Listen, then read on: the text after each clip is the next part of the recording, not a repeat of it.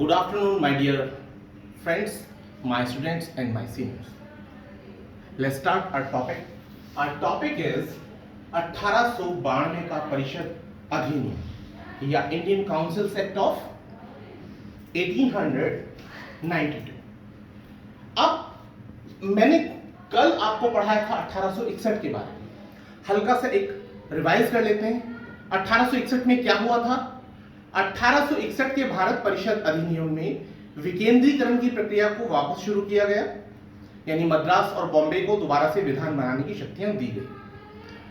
दूसरी बात कि भारतीयों की जो इच्छा थी कि भारतीयों को शामिल किया जाए, या वो ब्रिटिशर्स देख रहे थे कि बिना भारतीयों को शामिल किए हम शासन नहीं कर पाएंगे, उसे पूरा किया गया। 3 लोगों को शामिल किया गया था, मैंने बताया था आपको कल। और तीसरी बात थी कि वायसराय अब कोई अध्यादेश पारित कर सकता था बिना संस्तुति लिए अपनी परिषद से, वो भले ही 6 महीने के लिए वैलिड थी। तो ये तो रिव्यू हुआ 1862 का। अब हम उसके आगे बढ़ते हैं 1892 का भारत परिषद अधिनियम। शुरू करने से पहले एक बात और बताना चाहूंगा। भारतीयों को शामिल किया गया परिषद में, लेकिन उनकी स्थिति क्या थी कि वो चुपचाप बैठे हुए हैं, लेकिन उनका कोई रोल नहीं है। यानी ब्रिटिशर्स को जो विधान बनाना है, उस विधान बनाने की प्रक्रिया में कुछ लोग एक पर्यवेक्षक की हैसियत भी नहीं रखते, बहरहाल बैठे हुए, जस्ट बैठे हुए।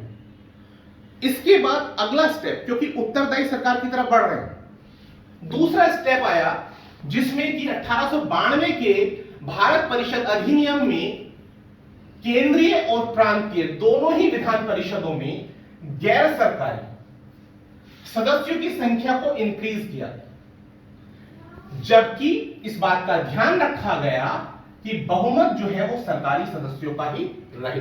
क्या मतलब निकलता है इस बात का? आपको यानी लोगों को बस दिखाने के लिए या उनको सिर्फ संतुष्ट भर करने के लिए कि भाई आप लोग शामिल हैं, आपके लिए विधान बनाने के लिए जो प्रक्रिया है उसमें आप शामिल हैं, भले ही आपका कोई मतलब नहीं निकलता, क्योंकि बहुमत किसका है? वो सरकारी लोगों का है। Is it clear? You are getting my point? अब आगे बढ़ते हैं। इस अधिनियम में विधान परिषदों के कार्य में कुछ वृद्धि करते हुए, यानी जो भारतीय लोग थे उन्हें कुछ अधिकार मिले।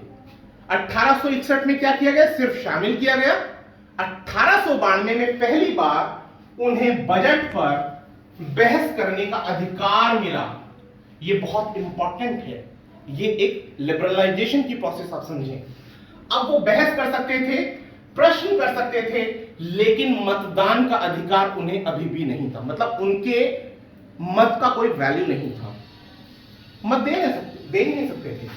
अगला स्टेप आता है इस अधिनियम में केंद्रीय विधान परिषद और बंगाल चैंबर ऑफ कॉमर्स, इसमें गैर सरकारी सदस्यों के नामांकन यानी के नॉमिनेशन के लिए वायसराय के पास शक्तियां थी, और वो नॉमिनेशन जो कर रहा था, इनके अलावा प्रांतीय विधान परिषदों में भी जब गवर्नर करते थे तो जिला परिषद से, नगरपालिका से, विश्वविद्यालय से, व्यापार संघ से या जमींदारों से, ये चैंबर ऑफ कॉमर्स से, इन सब की सिफारिशों के आधार पर वो गैर सरकारी सदस्यों की नियुक्ति करने के लिए उनके पास शक्ति आ गई थी। अगला स्टेप आता है इस अधिनियम में केंद्रीय और प्रांतीय विधान परिषदों दोनों में गैर सरकारी सदस्यों की नियुक्ति के लिए एक सीमित और परोक्ष, ये इंपॉर्टेंट पॉइंट है, परोक्ष रूप से यहां व्यवस्था की गई चुनाव की, और उस चुनाव के प्रावधान के द्वारा लोगों को चुने जाने यानी उनके नामांकन करने की प्रोसेस को फॉलो किया गया। ठीक है, परोक्ष रूप से, ये ध्यान रखिएगा। Is it clear? तो ये 3 बातें थी, लेकिन चुनाव शब्द का इस्तेमाल 1892 के भारत परिषद अधिनियम में नहीं था, ये परोक्ष रूप से किया गया। Is it clear? तो बस इतना सा आपका 1892 का परिषद अधिनियम है। इसके बाद नेक्स्ट टॉपिक आपका आएगा 1919 का परिषद अधिनियम। ठीक है, thanks a lot for watching this video.